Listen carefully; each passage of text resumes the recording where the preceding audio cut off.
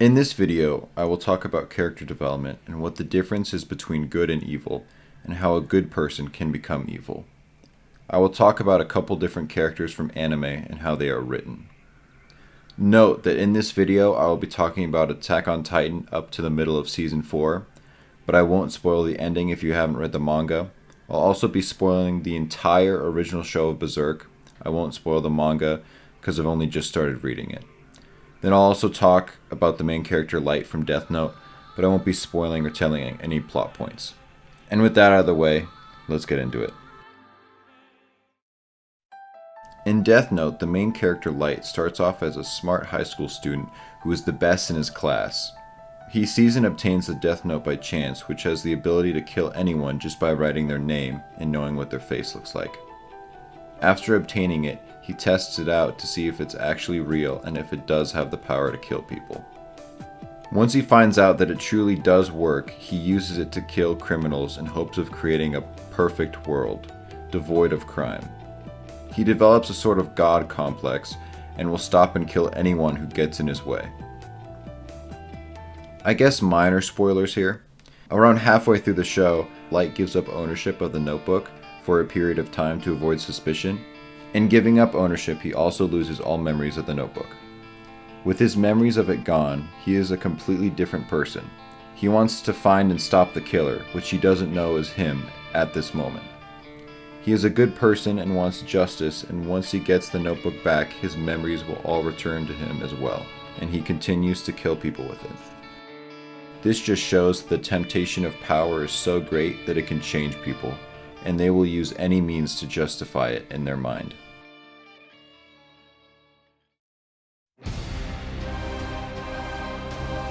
In the beginning of Attack on Titan, Eren is a young boy living in a world behind giant walls to protect them from the evil giant creatures called Titans. One day the wall is broken and they swarm into the city and start brutally eating people and destroying everything. Eren sees his mom get eaten alive right in front of him, and from that day on, Eren promised to kill every Titan. Eren is fighting for freedom, to not be caged up behind walls and living in fear for your life. He then finds out that he has the power to turn into a Titan himself, and uses this power to help fight for their freedom. At the end of Season 3, they have pretty much killed off all the Titans on the island that they live on, and they realize that the real enemy is another country across the sea, the Marleyans.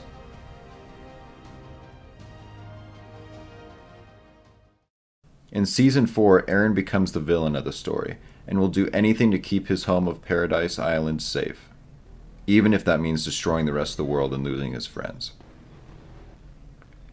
Eren manipulates his dad by sending him a message from the future to kill the royal family and gain the power of the founding Titan, so that it could be passed down to him years later. Eren then has the power to destroy the world with the rumbling, which awakens all the colossal Titans in the walls to destroy the world. Eren was determined and wanted to avenge his mother's death. He would go to any lengths to make sure that Paradise Island could live in peace, even if that meant killing the rest of the world and slaughtering innocent lives, and becoming the very thing he swore to destroy. To some people of the island, he was a hero, but to the rest of the world they call him a devil.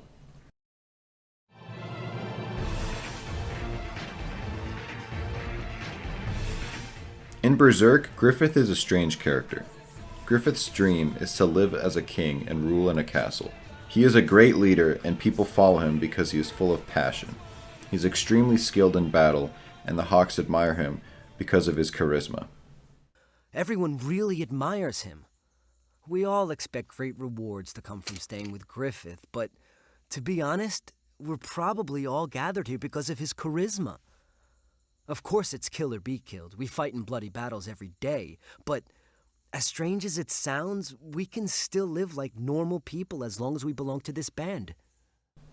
In the beginning of the show, Guts gets attacked by the band of the Hawk, and then the leader Griffith wants Guts to join them. Guts doesn't want to join them at first, but he loses the duel with Griffith, and Guts' life now belongs to Griffith. Later down the line, after being with the band of the Hawk for years, Guts is a vital part of their group and is a commander. One of the other main characters, Casca, wants to be close to Griffith. and she really respects and likes him.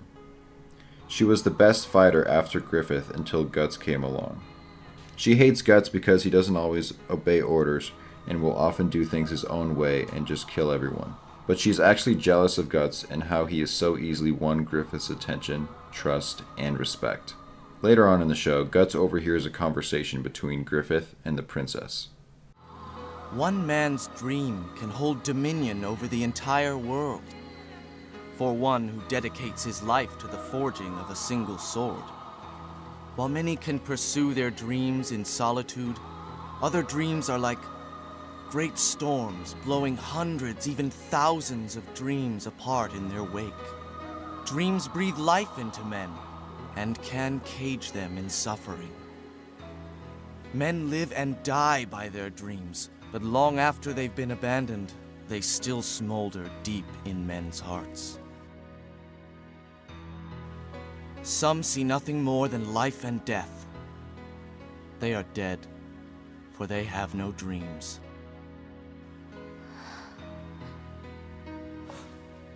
I'm sorry, I seem to have gotten carried away.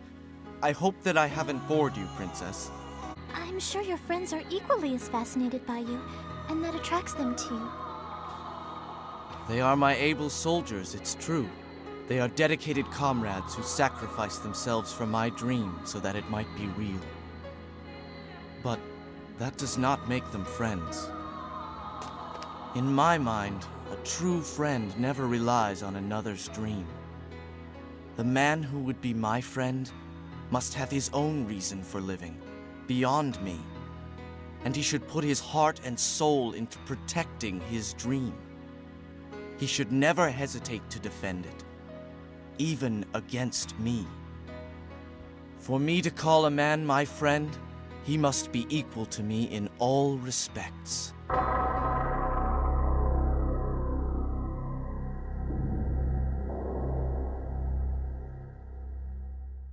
Guts realizes that he doesn't have a purpose or goal, and he wants to earn Griffith's respect and wants to find his own purpose and meaning in life. All he's ever known is fighting in war. He lives by the sword. After the Band of the Hawk helps end the war, Guts wants to leave them. At this point, Casca and Guts have started to get closer to each other, and she doesn't want him to leave. Griffith tells Guts that his life belongs to him and that if he wants to leave, he has to beat him in combat. Guts beats Griffith and breaks his sword in one swing, and then Guts leaves. The once undefeated Griffith then becomes depressed. He truly cared for Guts and can't believe he left. Griffith, not thinking straight and wanting to obtain his dream that he is so close to, sneaks into the castle that night to see Princess Charlotte. And they have a nice little humble sleepover, but he is simply just using her because of her power and status. One of the maids was spying because she heard noises and saw Griffith, and that morning when Griffith goes to leave, he gets captured. Griffith is then tortured for a year. Guts joins back with the Hawks and agrees to rescue Griffith, but says that after that, he's going back on his own. Him and Casca fall in love, and Guts wants her to come with him after they get Griffith. Once they get Griffith, they find out that he will never walk, hold a sword, or even talk ever again. While being tortured, they cut all his tendons, cut out his tongue, and he is basically a living corpse who lived in darkness and was tortured for a year. When Griffith first sees Guts, he goes to grab his throat, blaming him for all that's happened. Then he realizes that it's not his fault and he embraces him back. Or did he truly stop trying to strangle him because his body was so weak and he knew he could do nothing to harm him? I don't know, just something to think about. He sees Guts with Casca, a woman who devoted her life to him, now with his greatest ally and friend, Guts.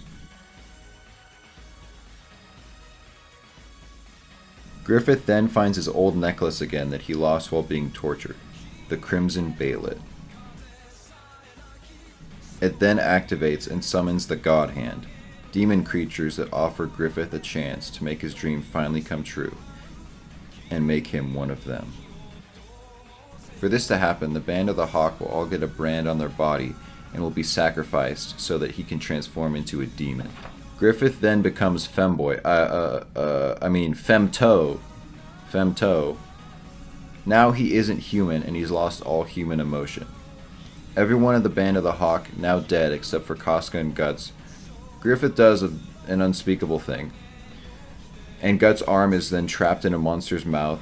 He then cuts off his arm with a blunt sword to try to save Casca. Then to be immediately pinned down by another monster, and his claw goes into his right eye. Guts and Casca end up escaping, and then Guts, filled with rage, hates Griffith and now will do anything to hunt him down and kill him to take revenge. There are some people that say Griffith did nothing wrong before the eclipse. Which I don't fully agree with. I think all of his actions make sense, but I wouldn't say he did nothing wrong because no one is perfect. I mean, a kid was killed, so I mean, like, nothing wrong. I mean, after the eclipse, he becomes the most hated character, but you can't deny that he has some amazing character development. He goes from this great leader to being tortured for a year, and he is physically and mentally broken. He even tried to kill himself before he came across the Baylet again. And then he becomes evil. What he did is absolutely horrible and unforgivable. Griffith's actions can be justified and make sense, except for the eclipse. Everything before the eclipse. Everything before his actions make sense, and you can understand his feelings. Griffith was a great leader, and he is depicted as a hero. Even his appearance, long white hair and silver armor, while Guts is dressed in black and full of rage.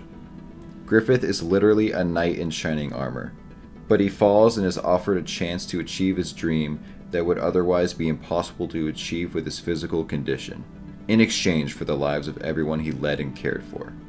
The eclipse is one of the best plot twists if you don't read the manga and start with the show.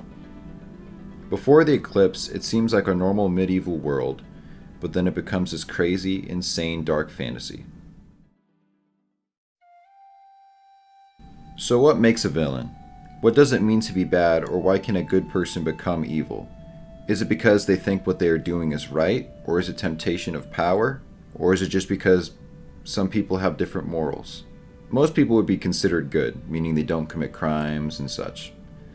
But if the desire of power and lust for greed was presented to them, would they take it? In Death Note, Light is a kid who is popular and the best in his school, and for the most part, he's a good kid, but he wanted more, and with the Death Note, he wanted to become a god and punish criminals. Eren in Attack on Titan was the main character and hero of the series. His mom was killed by a Titan, and he wanted nothing more than to kill all of them and take revenge. But he has the power to transform into a Titan and then use it to rid the world of the people that did this to them. Then he attempts to destroy the rest of the world with them. And then Griffith from Berserk. He was a leader who wanted nothing more than to rule and live in a castle. He was then tortured, body and mind broken, so he makes a deal with the devil and became a demon to rule in exchange for his friends and soldiers' lives. Some of the best villains are people who think that what they are doing is the right thing, and that their actions are justified in their mind. Not every great villain needs to have justified means, but when they do, it can help make a more interesting story sometimes. Every villain, or protagonist or character, should be unique in some way, and there are many ways to create a good character. Another thing, like about movies and shows, that doesn't happen enough, in my opinion, that I think the antagonist or the villain should win more often, like Empire Strikes Back, for example. And there's others. You don't want a villain to constantly fail unless if it's for comedic purposes. If the villain succeeds, it can make the viewer want them to be stopped, or can create more hatred for that character. I know that Eren really isn't considered a villain. He'd probably fall under the category of an antagonist or villain protagonist in season 4, even though he's a good character in seasons 1 through 3. Light would be considered a villain protagonist, I guess you could say. Watching Death Note, most viewers would probably be on Light Yagami's side and want him to succeed in some degree, if not completely. Because I mean, that's like what I felt while watching it. It's like you want him to succeed, even if he doesn't get his end goal. You still want him to get far. Same for Eren Yeager. After him being the main character for the first 3 seasons, you've become attached to him and still like him as a character, and you're rooting for him. For Griffith, after the eclipse, nah fam, you need to die. No one's rooting for you, boy. There are so many great villains or villain protagonists. I just want to talk about some examples from anime because I feel like villains in movies and games are more commonly talked about. I mean, maybe I'm wrong, but I don't know, whatever, it's my video, so. Character development is important, and a good villain and antagonist, or a great hero/protagonist can make a show, game, or movie great. You want them to feel real as a character. What determines if something is good or bad? Whether it's morally right? Can the end goal justify the means of getting there, or not?